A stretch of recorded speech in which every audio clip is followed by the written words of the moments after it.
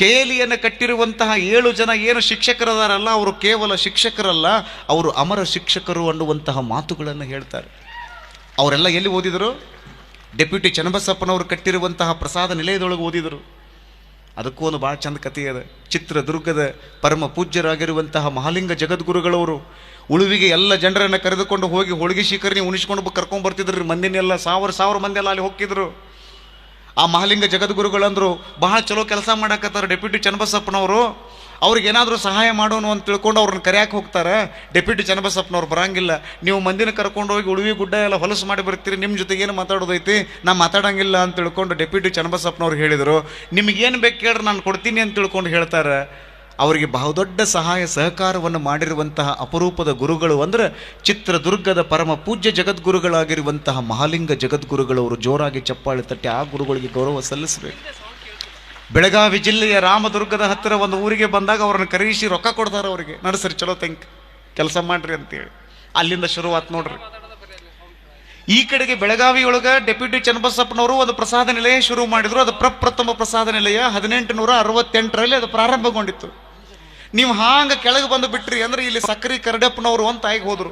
ನೀವು ಬಳ್ಳಾರಿ ಭಾಗಕ್ಕೆ ಬಂದ್ರಿ ಅಂದ್ರೆ ಅಲ್ಲಿ ಒಂದು ಪ್ರಸಾದ ನಿಲಯವನ್ನು ಅವರು ಕಟ್ಟಿದ್ರು. ಆ ಪ್ರಸಾದ ನಿಲಯದಿಂದ ಇಳಕಲ್ಲಿನ ವಿಜಯ ಮಹಂತ ಶಿವಯೋಗಿಗಳಂತಹ ಯೋಗಿಗಳೆಲ್ಲ ಅಲ್ಲಿ ಓದಿದ್ರು. ನೀವು ಹಾಂಗ ಕೆಳಗೆ ಹೋಗಿಬಿಟ್ರಿ ಅಂದ್ರೆ ಅಲ್ಲಿ ಬೆಂಗಳೂರು ಭಾಗದಲ್ಲಿ ಗುಬ್ಬಿ ತೋಟದಪ್ಪನವರು ಅಂತ ಒಬ್ಬರಾಗಿ ಹೋದ್ರು. ನೀವು ಲಕ್ಷ ಕೊಟ್ಟು ಕೇಳಬೇಕಿದ್ರಿ ಇತಿಹಾಸ. ಇವತ್ತು ಪ್ರಸಾದ ನಿಲಯ 75 ವರ್ಷ ಪೂರೈಸ್ತಲ್ಲ, ಅದ್ರ ಬಗ್ಗೆ ಇದನ್ನು ಹೇಳಬೇಕು. ಗುಬ್ಬಿ ತೋಟದಪ್ಪನವರು ಬೆಂಗಳೂರಿನ ಅಲ್ಲಿ ಆ ಒಂದು ವಾತಾವರಣದಲ್ಲಿ, ಆ ವಲಯದಲ್ಲಿ ಒಂದು ಪ್ರಸಾದ ನಿಲಯವನ್ನು ಕಟ್ಟಿದರು. ಇವತ್ತಿಗೂ ಬೆಂಗಳೂರಿನ ರೈಲ್ವೆ ನಿಲ್ದಾಣ ಎಲ್ಲಿದೆ ಅಂದರೆ ಆ ಗುಬ್ಬಿ ತೋಟದಪ್ಪನವ್ರ ಛತ್ರದ ಹತ್ರನ ಅದು, ಅವ್ರ ಜಾಗದೊಳಗನ ರೈಲ್ವೆ ನಿಲ್ದಾಣ ಆಗಿರುವಂಥದ್ದು. ಎಲ್ಲರೂ ಹೋಗಿ ಯಾವಾಗ ಬೇಕಾದಾಗ ಪುಕ್ಷಟ್ಟಿ ಊಟ ಮಾಡಿ ಬರೋದು. ಅದಕ್ಕೆ ನೋಡ್ರಿ ನೀವು ಹಳಿ ಕನ್ನಡ ಸಿನಿಮಾಗಳನ್ನು ನೋಡ್ರಿ ನೀವು, ಅದರೊಳಗೆಲ್ಲ ಹೇಳ್ತಿರ್ತಾರೆ ಯಾವಾಗರಿ ಬಂದು ಯಾವಾಗರಿ ಉಣ್ಣೋದು, ಎಟ್ಟು ಬೇಕಾರೆ ಉಣ್ಣೋದು, ಇದನ್ನ ತೋಟದಪ್ಪನ ಛತ್ರ ಮಾಡಿ ಏನು ಅಂತಿರ್ತಾರೆ ನೋಡ್ರಿ. ಇವತ್ತಿಗೂ ನಡೆದದೆ ಅದು ಛತ್ರ. ಧರ್ಮ ರತ್ನಾಕರ ಅಂತ ಕರೀತಾರೆ ಅವರಿಗೆ. ಗುಬ್ಬಿ ತೋಟದಪ್ಪ. ನನಗೆ ಎಷ್ಟು ಖುಷಿ ಅನ್ನಿಸ್ತದೆ ಅಂದರೆ ಆ ಗುಬ್ಬಿ ತೋಟದಪ್ಪನವರು ಕಟ್ಟಿರುವಂತಹ ಪ್ರಸಾದ ನಿಲಯದಲ್ಲಿ 2 ಕರ್ನಾಟಕ ರತ್ನಗಳು ಹುಟ್ಟುಕೊಳ್ತಾವ. 2 ಕರ್ನಾಟಕ ರತ್ನಗಳು. ಮೊದಲನೆಯ ಕರ್ನಾಟಕ ರತ್ನ ಯಾರು ಅಂದ್ರೆ ಚಿತ್ರದುರ್ಗದ ಎಸ್ ನಿಜಲಿಂಗಪ್ಪ ಅನ್ನುವಂತಹ ಒಂದು ಕರ್ನಾಟಕ ರತ್ನ ಎಲ್ಲಿ ಹುಟ್ಟಿತು ಅಂದರೆ ಗುಬ್ಬಿ ತೋಟದಪ್ಪನವರ ಛತ್ರದಲ್ಲಿ ಹುಟ್ಟಿತು. ಇವತ್ತು ರಾಜಕಾರಣ ಅಂದಾಗ ನಾವು ಮೂಗು ಮುರಿತೀವಿ, TV ಚಾನಲ್ ಚೇಂಜ್ ಮಾಡ್ತೀವಿ. ರಾಜಕಾರಣ ಅಂದ್ರೆ ನಮಗೆ ಆಗಂಗಿಲ್ಲ ಅಂತ ಬಹಳಷ್ಟು ಜನ ಹೇಳ್ತಾರೆ.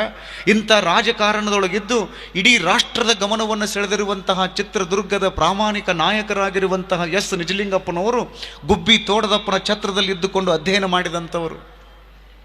ಎಷ್ಟು ನೋಡ್ರಿ, ಕರ್ನಾಟಕ ರತ್ನ ಪ್ರಶಸ್ತಿ ಬಂತವರಿಗೆ. ಸ್ವತಃ ಇಂದಿರಾ ಗಾಂಧಿಯವರು ಕೂಡ ಭಾಳ ಗೌರವದಿಂದ ನೋಡ್ತಿದ್ರು ಅವರನ್ನು.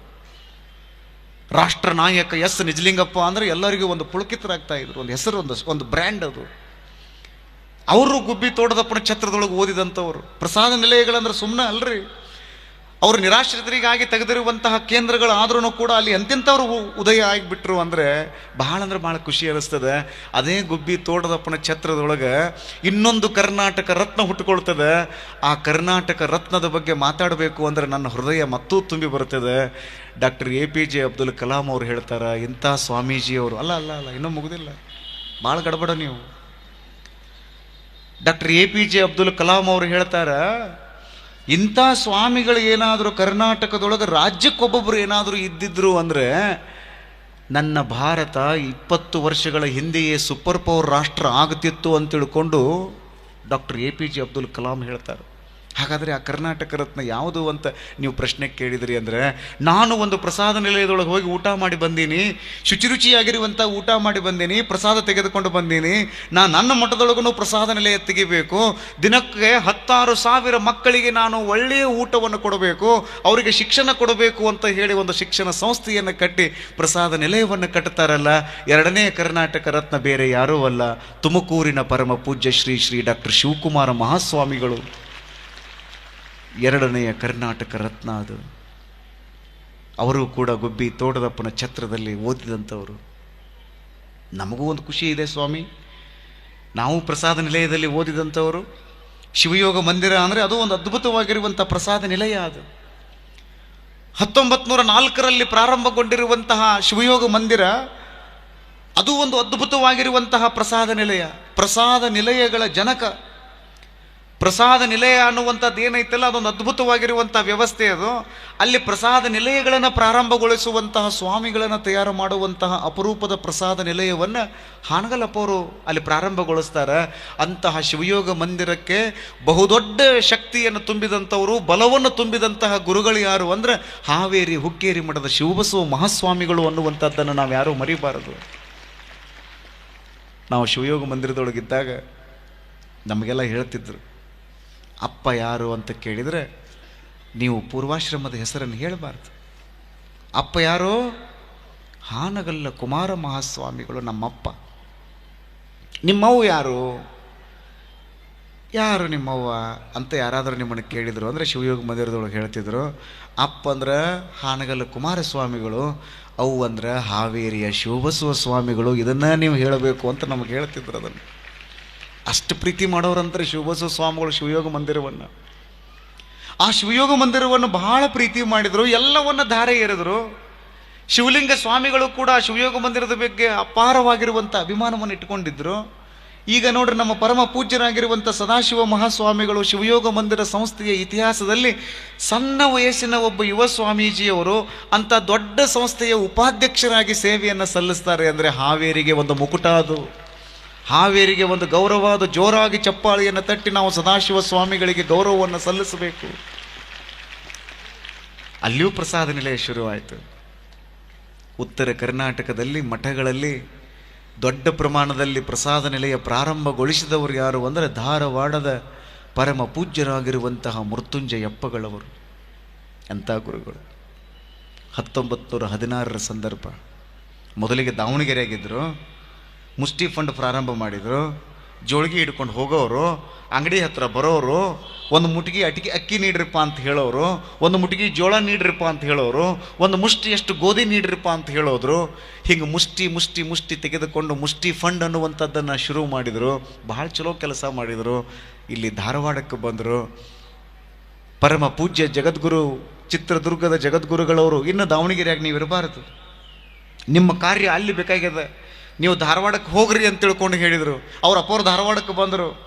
ಅಲ್ಲಿ ಪ್ರಸಾದ ನಿಲಯವನ್ನು ಪ್ರಾರಂಭ ಮಾಡಬೇಕು ಅಂತ ಹೇಳಿ ಸಂಕಲ್ಪ ಶಕ್ತಿಯನ್ನು ಇಟ್ಟುಕೊಂಡು ಪ್ರಾರಂಭಗೊಳಿಸಬೇಕು. ಆದರೆ ಏನು ಮಾಡೋದು, ಮಠ ಮುರುಕು ಬಿದ್ದದ. ಅದಕ್ಕೆ 3 ಅಂಕಣದ ಮುರುಕು ಮುರುಘಾ ಮಠ ಅಂತಿದ್ರು. ಎದಕ್ಕೆ? ಧಾರವಾಡದ ಮೃತ್ಯುಂಜಯಪ್ಪಗಳವರ ಮುರುಘಾ ಮಠ ಏನೈತಲ್ಲ, ಅದಕ್ಕೆ 3 ಅಂಕಣದ ಮುರುಕು ಮುರುಘಾ ಮಠ ಅಂತಿದ್ರಿ ಜನ ಎಲ್ಲ. ಯಾರೋ ಬಂದು ಅಂದ್ರಂತ, ಅಪ್ಪವ್ರ ಭಾಳ ಚಲೋ ಕಾಣ್ತೀರಿ, ಚಲೋ ತೇಜಸ್ಸದ ನಿಮ್ಮ ಹತ್ರ, ಓಜಸ್ಸದ ನಿಮ್ಮ ಹತ್ರ, ಯಾವುದೋ ಒಂದು ದೊಡ್ಡ ಮಠದ ಸ್ವಾಮಿಗಳಾಗುವುದನ್ನು ಬಿಟ್ಟು ಈ 3 ಅಂಕಣದ ಮುರುಕು ಮುರುಘಾ ಮಠಕ್ಕೆ ಯಾಕೆ ಬಂದಿರಿ ಅಂತ ತಿಳ್ಕೊಂಡು ಅಂದಾಗ ಮೃತ್ಯುಂಜಯ ಅಪ್ಪಗಳು ಹೇಳಿದ್ರಂತ, ಯಾವ ಜನ ಇದಕ್ಕೆ 3 ಅಂಕಣದ ಮುರುಕು ಮುರುಘಾ ಮಠ ಅಂತಾರಲ್ಲ, ಅದೇ ಜನ ಕೈ ಎತ್ತಿ ನಮಸ್ಕಾರ ಮಾಡಬೇಕು. ಹಂಗೆ ಕರ್ತಾರನ ಕಮ್ಮಟವನ್ನಾಗಿ ನಾನು ಆ ಮಠವನ್ನು ಮಾಡ್ತೀನಿ ಅಂತ ಹೇಳಿ ಅವರಲ್ಲಿ ಮಠವನ್ನು ಕಟ್ತಾರೆ. ಪ್ರಸಾದ ನಿಲಯ ಶುರುವಾಯಿತು. ಬಿ ಡಿ ಜತ್ತಿ ಎನ್ನುವಂತಹ ಹಂಗಾಮಿ ರಾಷ್ಟ್ರಪತಿಗಳು ಅಧ್ಯಯನ ಮಾಡಿದರು. ಎಸ್ ನಿಜಲಿಂಗಪ್ಪನವರಿಗೆ ಆ ಸಂಪರ್ಕ ಇತ್ತು.